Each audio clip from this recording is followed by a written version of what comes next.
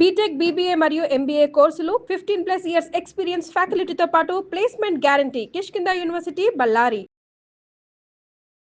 నమస్కారం, మీరు చూస్తున్న సుమన్ టీవీ. నేను మీ కీర్తి. గుప్త నవరాత్రులు, వారాహి నవరాత్రులు జూన్ 26 తారీఖు నుంచి జూలై 4 తారీఖు వరకు కదా. సో ఇందులో భాగంగా 3వ రోజు అమ్మవారి అవతారం గురించి మనకు తెలియజేయడానికి ప్రముఖ ఆస్ట్రాలజర్ బ్రహ్మశ్రీ నందిబట్ల శ్రీహరి శర్మ గురువు గారు ఉన్నారు. నమస్తే గురుగారు. వాగర్థావివ సంపృక్తౌ వాగర్థ ప్రతిపత్తయే జగతః పితరౌ వందే పార్వతీ పరమేశ్వరౌ. ఆదిత్యాయ చ సోమాయ మంగళాయ బుధాయ చ గురు శుక్ర శనిభ్యశ్చ రాహవే కేతవే నమః. శృంగేరి జగద్గురు పీఠాధిపతులకి, కంచి పీఠాధిపతులకి నమస్కారములు తెలియజేసుకుంటూ కార్యక్రమాన్ని ప్రారంభిద్దాం. గురుగారు, ఇక అమ్మవారి 3వ అవతారం గురించి, విశిష్టత గురించి తెలియజేస్తారా? అమ్మవారు వారాహి అమ్మవారికి సంబంధించి నిన్నటి 2వ రోజున బృహత్ వారాహి అమ్మవారి రూపంలో కొలుచుకున్నాం. 3వ రోజు అమ్మవారిని స్వప్న వారాహి రూపంలో కొలుచుకోవాలి. ఈ అమ్మవారు చాలా విశిష్టమైనటువంటి దేవత, రాత్రి దేవత అని అంటారు. సాధారణంగా వారాహి అమ్మవారిని గుప్త నవరాత్రుల్లో వారాహి అమ్మవారిని సూర్యాస్తమయం నుంచి సూర్యోదయం లోపల మాత్రమే చేసుకోవాలి. కానీ ఈ అమ్మవారిని విశేషంగా రాత్రి దేవత ఎందుకన్నారు ఈ స్వప్న వారాహి అమ్మవారు అంటే, స్వప్నంలో మనకు దర్శనమిచ్చి మనం అడిగిన ప్రశ్నకి సమాధానం చెబుతుంది. కర్ణమాతంగి, అలాగే కర్ణ పిశాచి, ప్రశ్న గణపతి ఉన్నట్టుగానే స్వప్న వారాహి ప్రశ్నాంజనేయ స్వామి, ఆంజనేయుడు కల్లోకి వచ్చి సమాధానం చెప్తాడు. అలాగే స్వప్న వారాహి ఈ అమ్మవారిని ఉపాసన చేసినటువంటి ఉపాసకులు ఏంటంటే, వాళ్ళ దగ్గరకు వచ్చినటువంటి సంబంధించిన ప్రశ్న అడిగినటువంటి వాళ్ళకి రాత్రిపూట కొంత నియమ ప్రకారం జపం చేసి ఈ ప్రశ్నకి సమాధానం ఏంటని చెప్పి నిద్రపోతే కలలో ఈ అమ్మవారు కనిపించి ఆ ప్రశ్నకి సమాధానము, పరిహారము అన్నీ తెలియజేస్తుంది. నిజంగా అమ్మ స్వప్నవారాహి మంత్రదేవత యొక్క విశిష్టతే ఇది. తర్వాత ఈ అమ్మవారు లక్ష్మీ అమ్మవారి అంటే వారాహి అమ్మవారి అంటే లక్ష్మీ అమ్మవారే కదా. వారాహి అమ్మవారి యొక్క ప్రసిద్ధమైనటువంటి అవతారం ఈ స్వప్న వారాహి అమ్మవారు.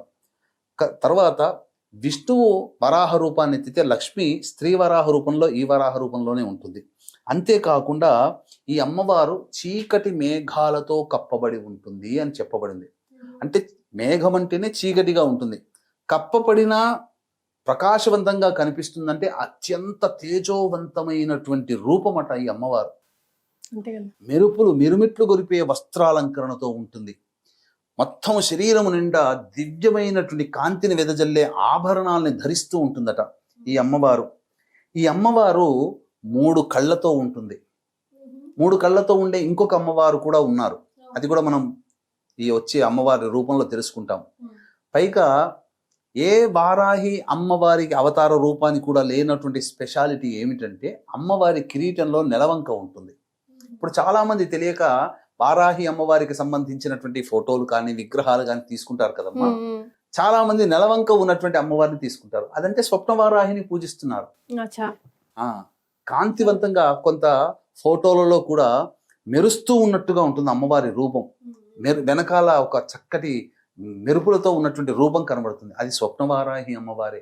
కిరీటము ధరించి ఉన్న, ఆభరణాలన్నీ ధరించి ఉండి మెరుస్తూ ఉన్నట్టుగా రూపం కాంతివంతమైనటువంటి దేహంతో కనబడుతున్నటువంటి చిత్రపటము ఆ స్వప్నవారాహి అమ్మవారి రూపం అని చెప్పవచ్చు.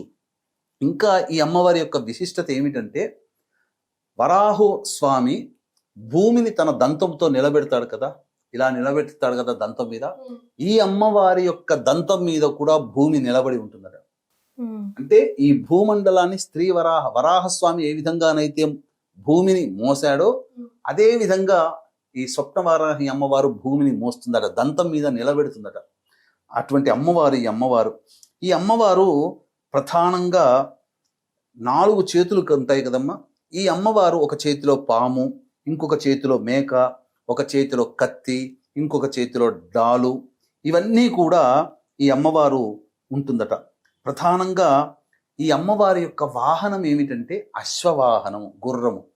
కాబట్టి 3వ రోజు స్వప్నవారాహి రూపంలో అమ్మవారిని కొలిచేటప్పుడు గుర్రం మీద ఉన్నటువంటి అమ్మవారు ప్రకాశవంతమైనటువంటి వస్త్రాలంకరణ చేసి దివ్యమైన ఆభరణాలు ధరించి మెడల్లో చక్కగా ధరించి ఉండి, ఒక చేతిలో పాము, ఒక చేతిలో మేక, ఒక చేతిలో కత్తి, ఒక చేతిలో డాలు, అలాగే ఈ కిరీటంలో నెలవంక కలిగినటువంటి రూపాన్ని మనస్ఫూర్తిగా భావన చేస్తూ ఆ 3వ రోజు స్వప్నవారాహి అమ్మవారి అవతార స్వరూపముగా ఎవరైతే పూజ చేస్తారో ఈ అమ్మవారి పూజ వలన ప్రధానంగా సకల ఐశ్వర్యములు కలిగి శత్రువుల కోపం తగ్గిస్తుందట. ఓకే.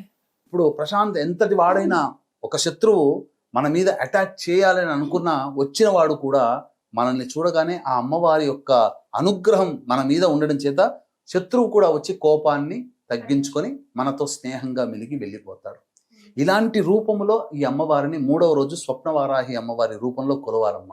అంతేకాకుండా వీక్షించేటువంటి ప్రేక్షకుల్లో చాలామంది ఈ యొక్క ప్రతిరోజు కూడా అమ్మవారిని విశేషంగా పూజ చేసుకుంటారు. ఎంత పూజ చేసినా ఈ సంబంధించినటువంటి హోమము జరిగితేనే, పూర్ణాహుతి జరిగితేనే ఆ పూజకి సంపూర్ణమైనటువంటి ఫలితం. కాబట్టి అటువంటి సంపూర్ణంగా ఆ హోమ పూర్ణాహుతి కూడా కావాలనుకునే వాళ్ళు, ఇప్పుడు అవకాశం లేకపోయిందే, మాకు సమయం కలిసి రావట్లేదు, పూజ చేసుకోలేకపోతున్నాము, ఏంటి మళ్ళీ ఇంకొక విధానం ఏంటి, ఏ విధంగానైతే అమ్మవారి అనుగ్రహం కలుగుతుందని ఆరాటపడేటువంటి వాళ్ళకందరికీ కూడా చక్కటి తరుణోపాయం జూలై 5వ తారీఖు దశమి స్వాతి నక్షత్రం కలిసినటువంటి పుణ్యతిథి రోజున మధ్యాహ్నం 3 గంటలకి మన పీఠం ఆధ్వర్యంలో ఈ 9 వారాహి అమ్మవార్లకి సంబంధించినటువంటి 9 హోమాలు శశాస్త్రీయంగా జరిపించడం జరుగుతుంది. మధ్యాహ్నం 12 గంటల లోపల ఆ రోజు మీరు గోతనామాలు నమోదు చేసుకోవచ్చు. ఈ కార్యక్రమంలో పాల్గొన్నటువంటి వాళ్ళకి శక్తిపాతము చేయబడినటువంటి శంకరంగలి మాలని ఇవ్వడం జరుగుతుంది. రైట్. మరి ఎలాంటి నైవేద్యం సమర్పించాలి గురుగారు 3వ రోజున? ఈ అమ్మవారికి బెల్లముతో చేసినటువంటి పాయసాన్నము మరియు కొబ్బరితో చేసినటువంటి అన్నము, కొబ్బరి అన్నం అంటారు కదా, అది అమ్మవారికి నైవేద్యంగా పెట్టాలి. ఇంకొక విశేషం కూడా ఉందమ్మా. ప్రత్యేకమైన విశేషం ఏంటంటే ఈ వారాహి నవరాత్రులు ప్రారంభమయ్యేది ఆరుద్ర నక్షత్రం 10వ తేదీ అనగా శుక్రవారం నాడు అమ్మవారి ఉద్వాసన చెయ్యకూడదు కాబట్టి శనివారం నాడు దశమి తిథి రోజున ఉద్వాసన చెయ్యాలి. కానీ ఆ శనివారం దశమి తిథి రోజున ఉన్నది కూడా స్వాతి నక్షత్రం. అంటే ప్రారంభించే రోజు సమాప్తమయ్యే రోజు రెండూ కూడా రాహు నక్షత్రాలే. ఈ వారాహి అమ్మవారి రూపం కూడా రాహుస్వరూపం. ఎందుకంటే సగం వరకు దేహమే మానవ రూపం, మిగతాదంతా మరి ఒక రూపం. రాహు కూడా మొండె రూపం వరకే రాహు, తలకాయ రాహుది కాదు. కాబట్టి ఈ రాహు నక్షత్రంలో ప్రారంభమై రాహు నక్షత్రంలో నవరాత్రులు సమాప్తమవుతున్నాయి. కాబట్టి ఎవరైనా ఈ వారాహి అమ్మవారిని చేసుకుంటే ఖచ్చితంగా ఈ సంవత్సరం అంటే 2025 చెడు కాలం చూస్తున్నాం. ప్రపంచమంతా హాహాకారాలు చేస్తున్నాయి, యుద్ధాలు, వాతావరణం, ఆస్తి నష్టం, జన నష్టం జరుగుతుంది, ప్రకృతి విపత్తులు వస్తున్నాయి. అటువంటి సమయంలో ఈ అమ్మవారిని ఆరాధన చేయడం ద్వారా మనం రక్షింపబడతాము, దైవానుగ్రహం మనకు కలుగుతుంది, మనకు మన కుటుంబానికి కలుగుతుంది. ఇటువంటి అద్భుతమైనటువంటి కలయికలు కలిగినటువంటి రోజు కాబట్టి చక్కగా ఆచరించండి, తరించండి. చాలా సంతోషం గురుగారు. కులంకుశంగా ప్రతి ఒక్కటి కూడా వారాహి అమ్మవారికి సంబంధించి వివరించారు. ధన్యవాదాలు. సర్వం శ్రీ ఉమామహేశ్వర పరబ్రహ్మార్పణమస్తు.